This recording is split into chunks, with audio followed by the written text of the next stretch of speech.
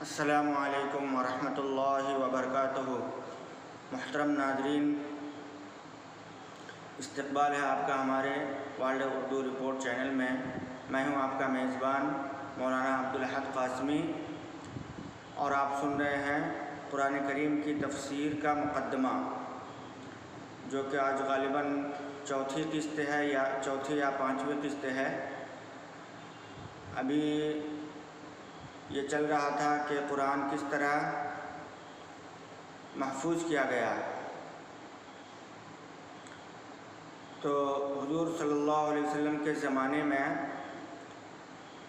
जब वही नाज़िल होती थी तो अल्लाह तबारक व तआला हुज़ूर अलैहिस्सलातु वस्सलाम को सीने में महफूज फरमा देते थे, यानी उनको याद करा देते थे।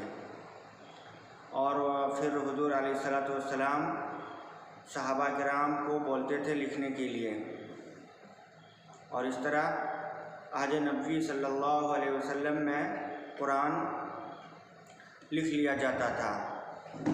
और लिखने का अंदाज़ अलग अलग होता था।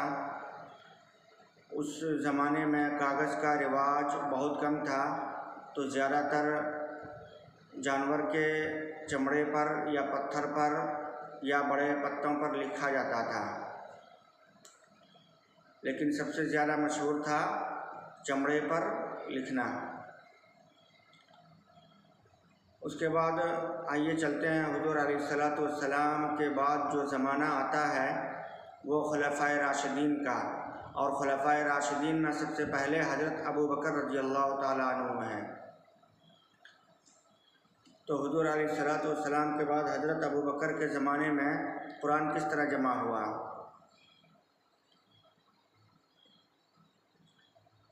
तो हुज़ूर अलैहिस्सलातु वस्सलाम के ज़माने में कुरान करीम के जितने नुस्खे लिखे गए थे उनकी कैफियत ये थी कि या तो वो मुतफ़र्रिक़ अशिया पर लिखे हुए थे, कोई आयत चमड़े पर, कोई दरख्त के पत्ते पर, कोई हड्डी पर, या वो मुकम्मल नुस्खे नहीं थे।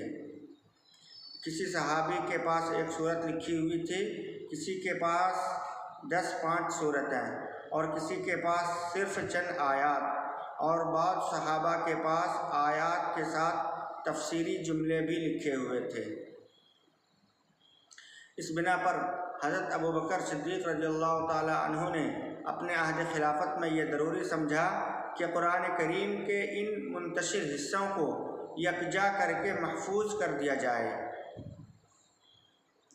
उन्होंने यह कारनामा जिन मुहर्रिकात के तहत और जिस तरह अंजाम दिया उसकी तफसील हज़रत ज़ैद बिन साबित रज़ियल्लाहु अन्हु ने यह बयान फरमाई है कि जंग यमामा के फ़ौरन बाद हज़रत अबू बकर ने एक रोज़ मुझे पैगाम भेजकर बुलवाया।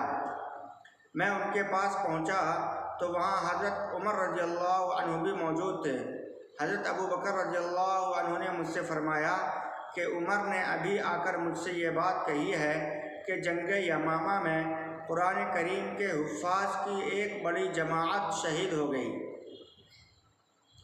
और अगर मुख्तलिफ़ मकामात पर कुरान करीम के हाफिज़ इसी तरह शहीद होते रहे तो मुझे अंदेशा है कि कहीं कुरान करीम का एक बड़ा हिस्सा नापेद ना हो जाए, यानी गुम ना हो जाए। लिहाजा मेरी राय यह है कि आप अपने हुक्म से कुरान करीम को जमा करवाने का काम शुरू कर दें। मैंने उमर से कहा कि जो काम हुज़ूर अलैहिस्सलातु वस्सलाम ने नहीं किया वो हम कैसे करें।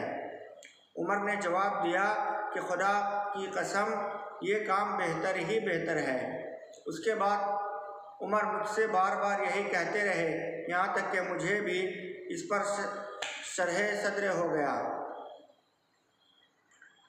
और अब मेरी राय भी वही है जो उमर की है। इसके बाद हज़रत अबू बकर ने मुझसे फरमाया कि तुम नौजवान और समझदार आदमी हो, हमें तुम्हारे बारे में कोई बदगुमानी नहीं है। तुम रसूलुल्लाह सल्लल्लाहु अलैहि वसल्लम के सामने किताबत वही का काम करते थे, यानी वही लिखा करते थे।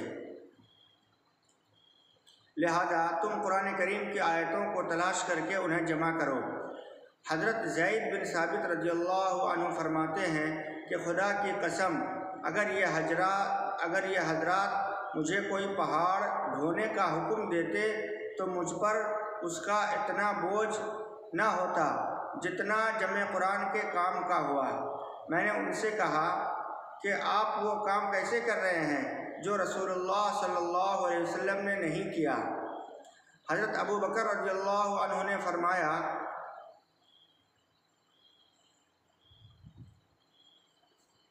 खुदा की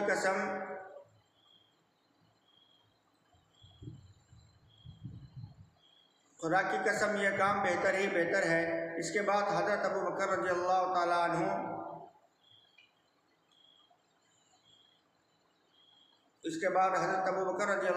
अन्हु मुझसे बार बार यही कहते रहे, यहाँ तक कि अल्लाह ताला ने मेरा सीना इसी राय के लिए खोल दिया जो हज़रत अबू बकर और उमर रज़ियल्लाहु अन्हुमा की राय थी। चुनांचे मैंने कुरानी आयत को तलाश करना शुरू किया और खजूर की शाखाओं, पत्थर की तख्तियों और लोगों के सीनों से कुरान करीम को जमा किया।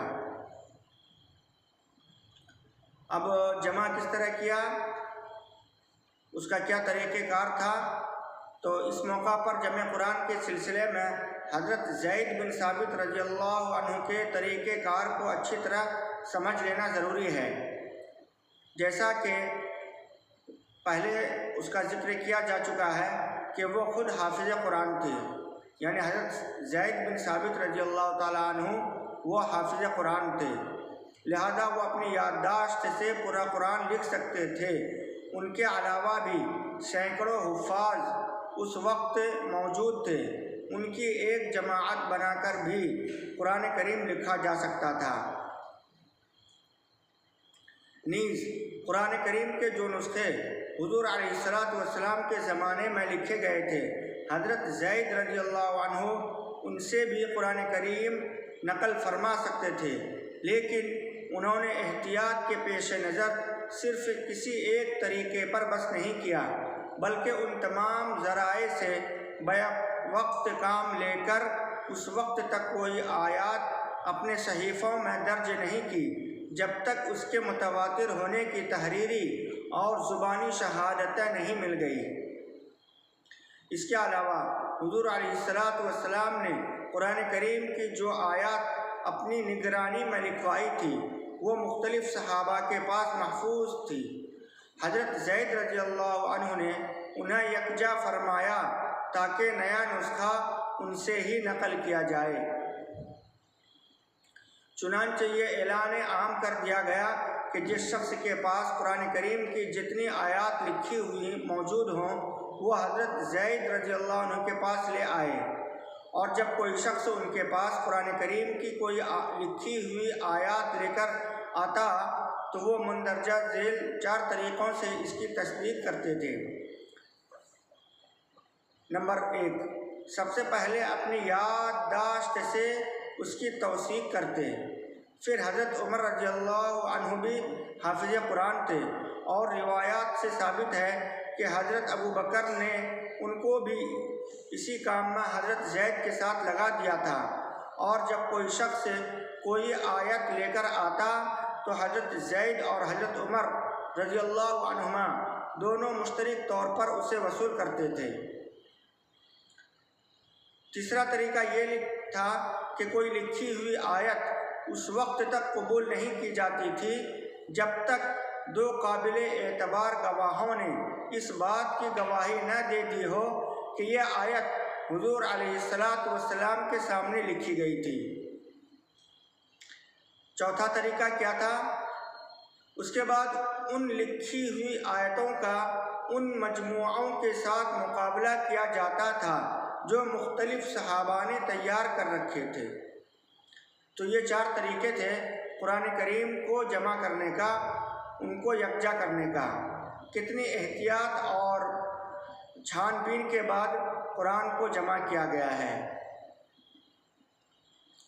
उसके बाद हज़रत उस्मान गनी रज़ियल्लाहु ताला अन्हु के ज़माने में भी बड़े पैमाने पर कुरान को मुरत्तब किया गया है। हज़रत उस्मान रज़ियल्लाहु अन्हु खलीफा बने तो इस्लाम अरब से निकलकर रोम और ईरान के दूर दराज इलाक़ों तक पहुंच चुका था, यानी कैसरो किसरा फतह हो चुका था।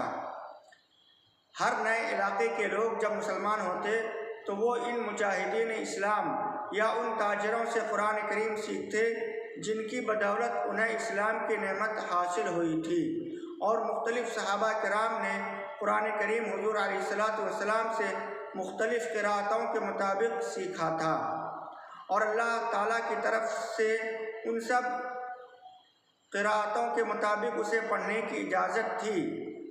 इसलिए हर सहाबी ने अपने शागिर्दों को इसी क़िराअत के मुताबिक कुरान पढ़ाया, जिसके मुताबिक ख़ुद उन्होंने हुजूर अलैहिस्सलातु वस्सलाम से पढ़ा था।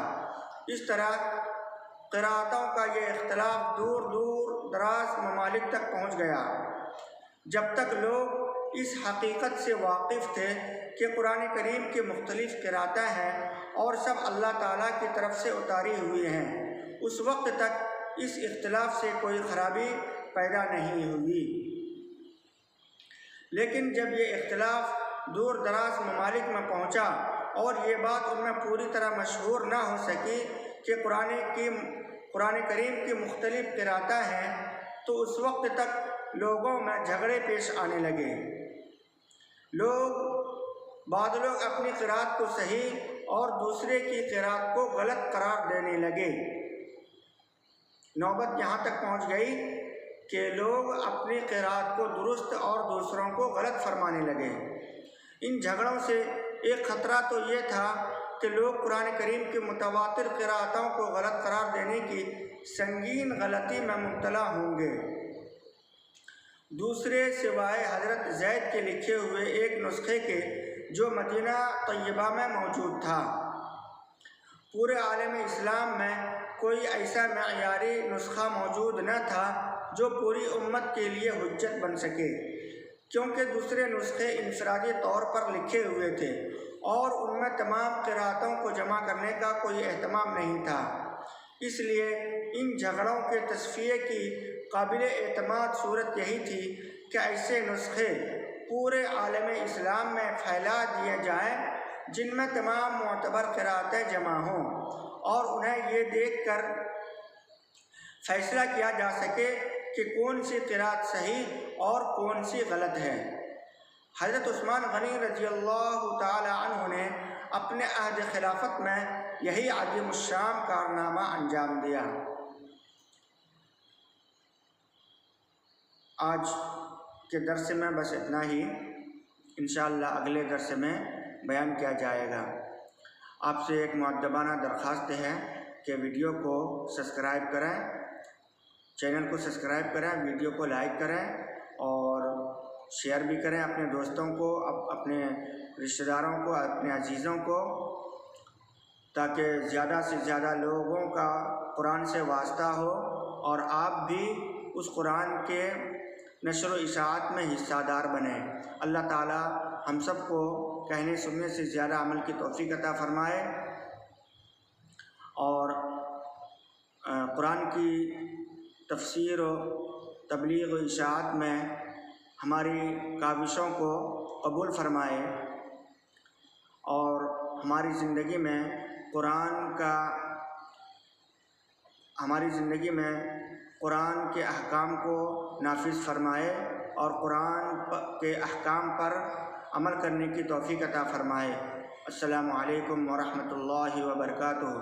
अपना ख्याल रखें, दीन इस्लाम पर जमे हुए रहें और इंशाअल्लाह इससे हमारी ज़िंदगी में बहुत बड़ा इनकलाब आएगा।